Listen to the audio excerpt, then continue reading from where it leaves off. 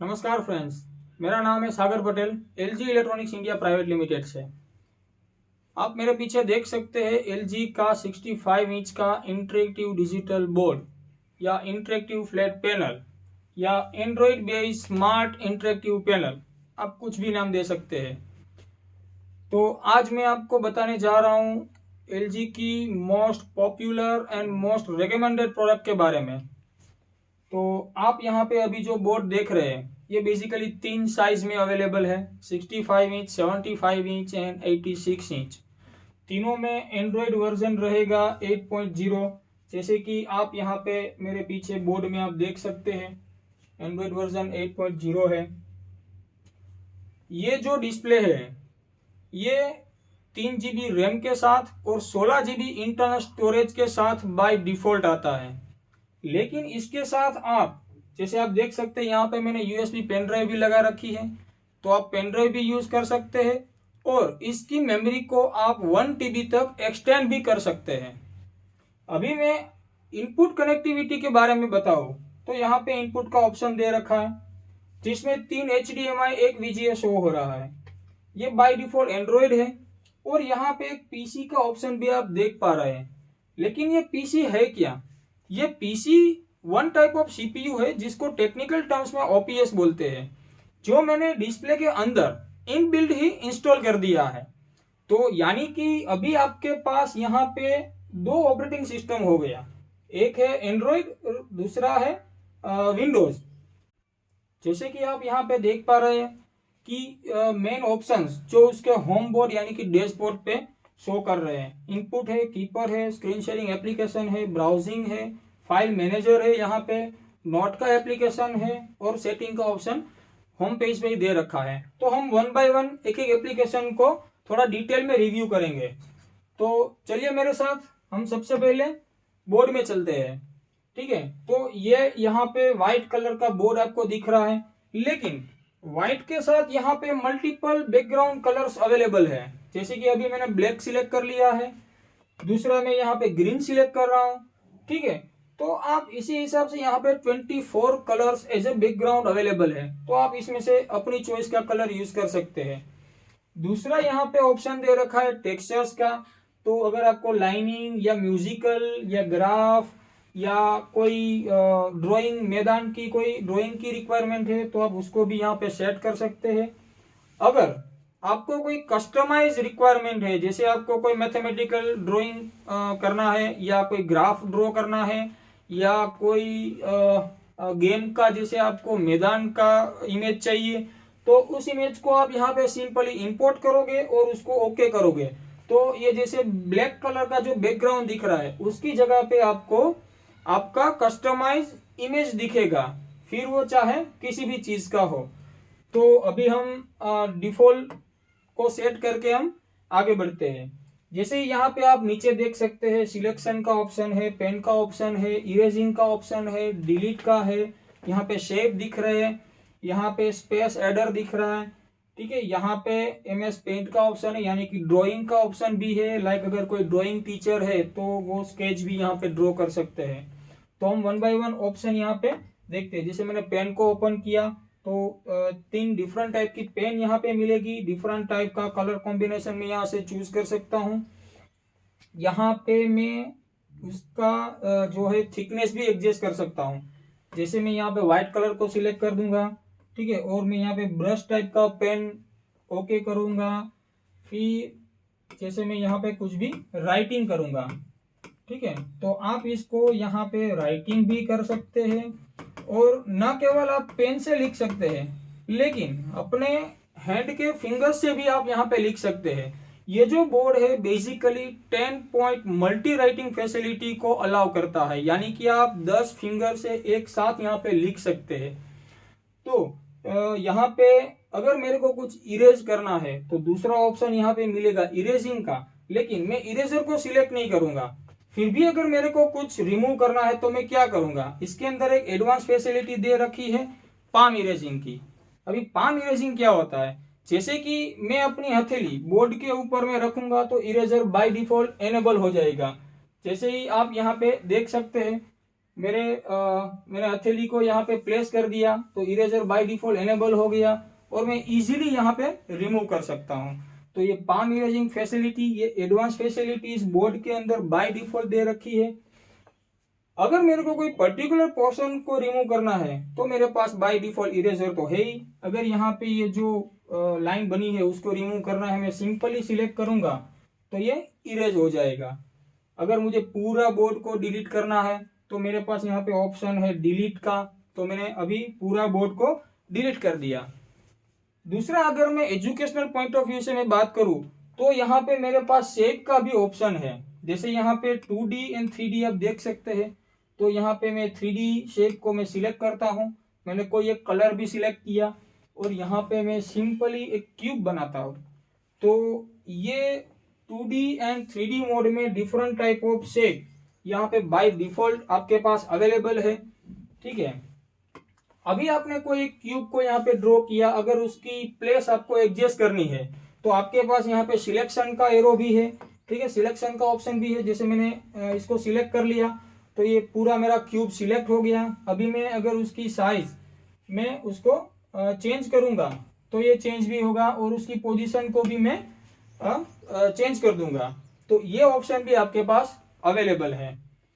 दूसरा एक चीज मैं खास बताना चाहूंगा कि अगर आप कोई मैथमेटिकल टीचर है या फिजिक्स के टीचर है या केमिस्ट्री के टीचर है तो आपको एक फैसिलिटी बहुत ही हेल्पफुल हो सकती है। वो क्या है, तो आप यहाँ पे देख सकते हैं एक हैंड का यहाँ पे सिंबल दे रखा है। अगर आपका इक्वेशन, आपका सम या कुछ भी जो आप राइटिंग कर रहे हैं, अगर पूरा एग्जाम्पल या पूरा सम आपको एक ही बोर्ड में चाहिए तो आपको सिंपली ये करना है कि ये मैंने सिलेक्ट किया हैंड का ऑप्शन। अभी मैं जो पूरा बोर्ड है उसको मैं उसमें स्पेस को मैं ऐड कर दूंगा, यानी कि जो मैंने लिखा है वो मेरा ऊपर चला गया। अभी यहाँ पे मैं और कुछ लिखता हूं। ठीक है, तो अभी ये पूरा स्पेस मेरे को लिखने को मिल गया।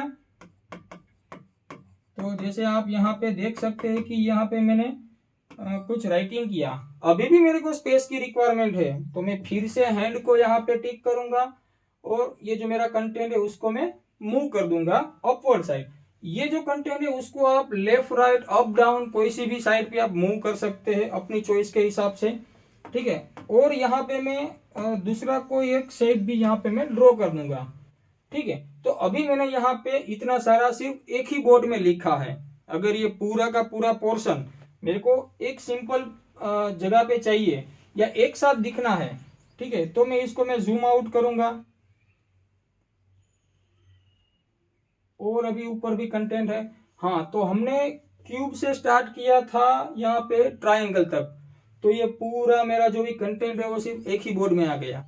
अभी इसको आप एक ही पेज में सेव भी कर सकते हैं यहाँ से। ये जो ऑप्शन यहाँ पे दे रखा है इसमें आप सिंपली एक्सपोर्ट करोगे, आप फॉर्मेट सिलेक्ट कर लो। जैसे आपको इमेज फॉर्मेट में चाहिए तो मैंने इमेज सिलेक्ट किया, तो यहाँ पे स्टोरेज लोकेशन पूछ रहा है। अभी मैंने पेन ड्राइव यहाँ पे लगा के रखी है तो मैं सीधा ही पेन ड्राइव में उसको सेव कर दूंगा। तो मैं यूएसबी यहाँ पे सिलेक्ट कर लेता हूँ और यहाँ पे अगर मेरा कोई फोल्डर है तो उस फोल्डर में जाके मैं फाइल सेव करूंगा, अदरवाइज ये खुद का फोल्डर यहाँ पे क्रिएट करेगा। तो अभी आप देख सकते हैं कि मेरा इस नाम का फोल्डर यूएसबी के अंदर सेव हो गया। अभी मेरे को ओपन नहीं करना है। तो दूसरा आपके पास ऑप्शन है, एक ऑप्शन हमने देखा कि एक ही बोर्ड में आप स्पेस ऐड कर पाओगे। दूसरा ऑप्शन है हमारे पास कि आप जैसे पावर पॉइंट की तरह बोर्ड को भी आप ऐड कर पाओगे। तो जैसे ये 1 नंबर का बोर्ड है जो आप देख पा रहे हैं, अभी यहाँ पे नीचे एडिशन का ऑप्शन है, तो ये मेरा 2nd नंबर का बोर्ड आ गया और मैं यहाँ पे और एक बोर्ड को ऐड करूंगा, ये मेरा 3rd नंबर का बोर्ड आ गया। अभी मुझे सभी बोर्ड को एक साथ दिखना है तो मैं सिंपली जो न्यूमेरिकल यहाँ पे दिखा रहा है मैं उसके ऊपर टैप करूंगा तो राइट हैंड साइड में पूरा फॉर्मेट ओपन होगा जहाँ पे 3 बोर्ड मेरे दिख रहे हैं। अगर मेरे को 100 बोर्ड पे जंप होना है, ठीक है, तो उसको मैं सिलेक्ट कर लूंगा। अभी मेरा 1 नंबर का बोर्ड आ गया। अभी मेरे को सीधा 3 नंबर को एक्सप्लेन करना है तो मैं 3 नंबर पे सीधा जंप करूंगा। तो लाइकवाइज आप यहाँ पे n number of board add कर सकते हैं, n नंबर ऑफ बोर्ड।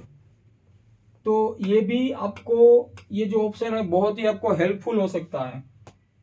दूसरा यहाँ पे एक ऑप्शन दे रखा है लाइक MS पेंट की तरह, यानी कि जो भी कोई स्केच आर्टिस्ट है, जैसे कोई ड्राइंग का एक्सपर्ट है, तो उसके लिए यहाँ पे सेपरेट ऑप्शन दे रखा है। तो इसको भी आप यहाँ पे यूज कर सकते हैं।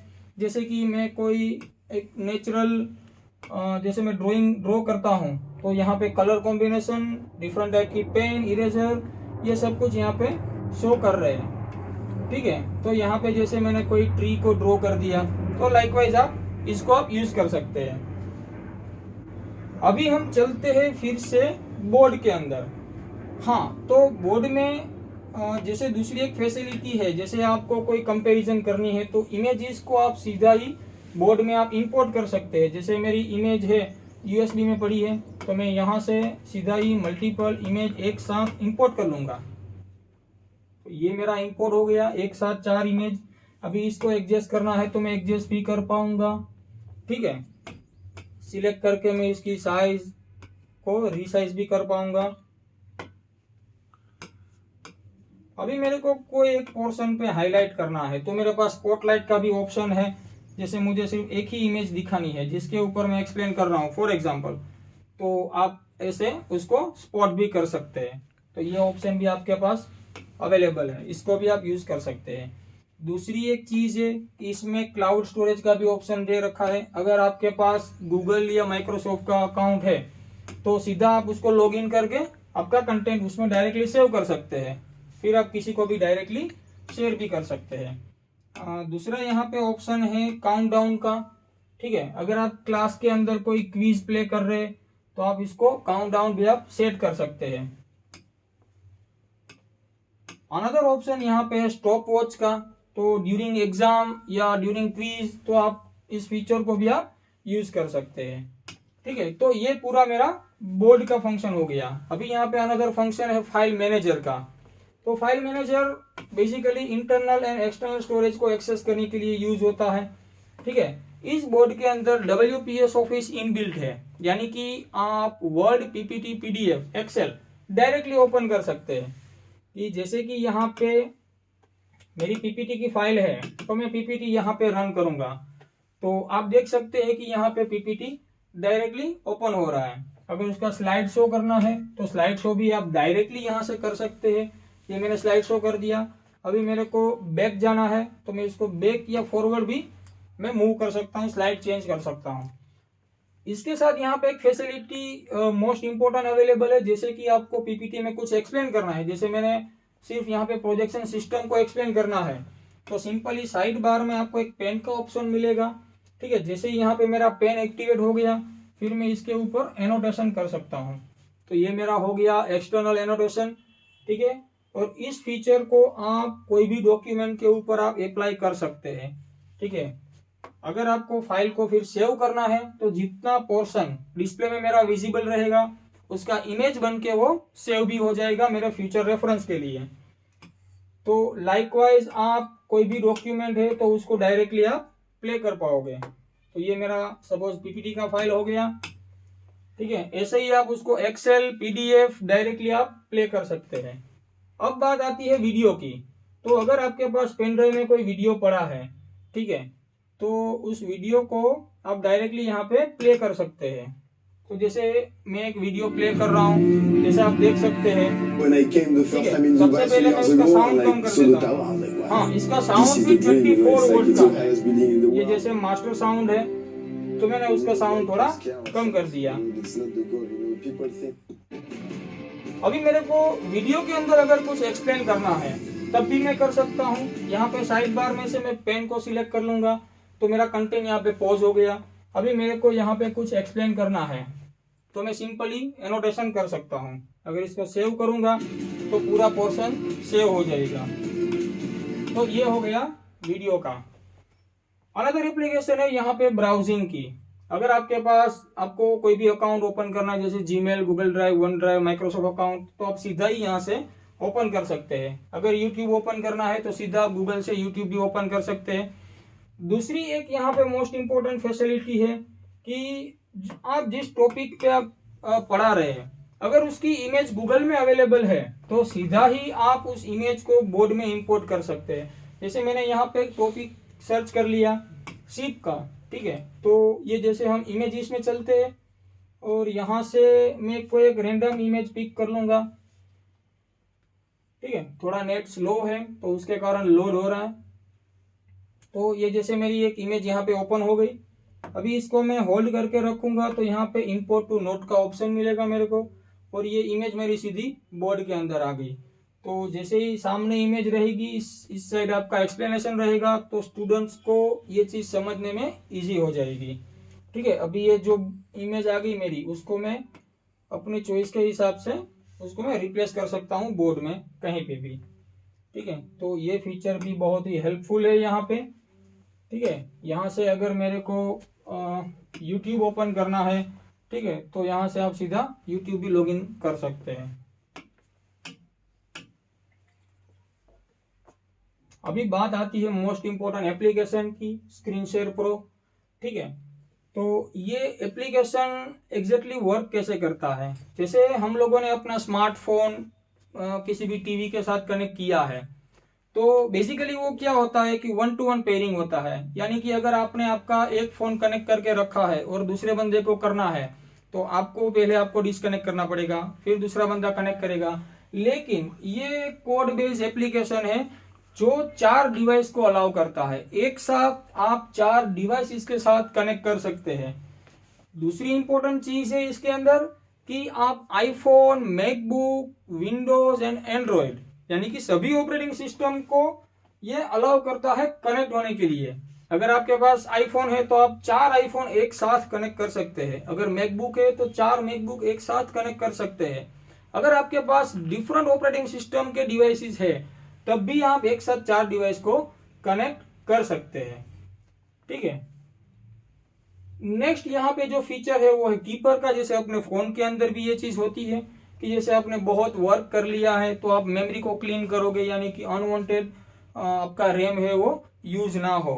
तो जैसे ही यहाँ पे आप ओपन करोगे तो आपको मेमोरी क्लीन का ऑप्शन मिलेगा एंड गार्बेज क्लीन का ऑप्शन भी मिलेगा। तो उसको एक बार आप ऑप्टिमाइज कर दो, ठीक है। तो जैसे ही आपकी अनवांटेड प्रोसेस स्टॉप हो जाएगी, तो ये ऑप्शन आप यूज कर सकते हैं। दूसरा एंड लास्ट फाइनल है जो सेटिंग का ऑप्शन है, ठीक है। सेटिंग जैसे यूजर फ्रेंडली बनाने के लिए हमारे फोन के सेटिंग की तरह ही यहाँ पे आपको सेटिंग का ऑप्शन भी मिलेंगे, ठीक है। अगर आपको इंटरनेट कनेक्टिविटी करनी है तो यहाँ पे वाईफाई, इथरनेट का ऑप्शन है, ठीक है। यहाँ पे एप्लीकेशन कौन कौन सी इंस्टॉल है तो आप सीधा यहाँ से आप देख सकते हैं, ठीक है। अगर आप साउंड में जाओगे तो आपको साउंड आउटपुट या टच साउंड उसका भी सेटिंग आप यहाँ से कर सकते हैं। यानी कि इस डिस्प्ले के साथ अगर आपने कोई साउंड सिस्टम कनेक्ट किया है तो यहाँ से आप आउट भी आप सिलेक्ट कर सकते हैं कि कौन सा आपका सिस्टम कनेक्टेड है। तो ये ऑप्शन भी आपके पास अवेलेबल है। एंड सेटिंग के अंदर सबसे पहले आपको एक चीज ये भी करनी पड़ेगी कि आप उसको उसका टाइम जोन पहले सिलेक्ट करना पड़ेगा, ठीक है। तो ये कंप्लीट इंफॉर्मेशन है 65 इंच या 75 इंच या 86 इंच। फंक्शन, एप्लीकेशन, फीचर्स सभी साइज में सेम है, ठीक है। सिर्फ साइज का ही वेरिएशन है। तो जैसे ही आपने 65 में जितने भी फीचर्स देखे वही फीचर्स आपको 75 में भी मिलेंगे और 86 में भी मिलेंगे, ठीक है। तो ये कंप्लीट इंफॉर्मेशन है LG के इंटरेक्टिव बोर्ड के बारे में। अगर आपको और कोई जानकारी चाहिए या अगर आपको कोई क्वेरी है तो आप हमारे लिंक में जो नंबर दिया है उसमें आप हमें कॉल कर सकते हैं। नमस्कार, मेरा नाम Sagar Patel, LG electronics India private limited से। Thank you.